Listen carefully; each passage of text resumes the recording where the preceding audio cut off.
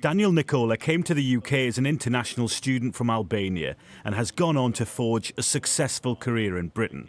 I moved to the UK when I was 20 years old. I studied English as foreign language, then creative media production and film production in London, and then I moved into the Midlands to work for a manufacturer, and I head up the marketing team for the company. But the government says it wants to cut down the number of people able to come here, people just like Daniel. Focusing on international students on this very issue brings me back to 2016, where some of the universities in the UK started struggling financially because international students were feeling unwelcomed and moving to other countries. And this, although you may be doing good, feels to me like it's creating a similar sense. So you're part of your community, you're contributing to your community, you're earning money and you're spending money in the economy. You'd think that you'd be the last person who the government would want to prevent coming here. I suspect so. We should be encouraged. Earlier in the week, numbers revealed net migration had topped 600,000. The Home Secretary, Suella Braverman, wants that reduced by as much as 500,000. Speaking on Sky News, the Health Secretary says it can be done.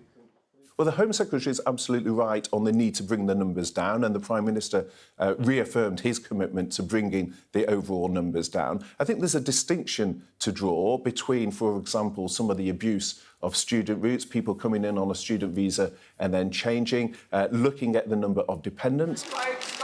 Labour says it also has a plan to reduce migration numbers, saying work visas should come with a time limit, arguing that would encourage companies to take on and train British workers instead. What this is about saying to firms, you should be investing in the workforce that you've got or the potential future workers by investing in their skills and retraining opportunities, rather than pulling the lever of going straight to international recruitment and undercutting the wages by cutting those wages by 20%. We don't think that is fair.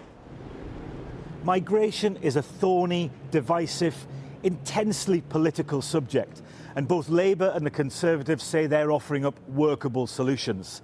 The problem is, experts in this field are sceptical. Reducing net migration on the scale the government's proposing could have huge implications for the economy.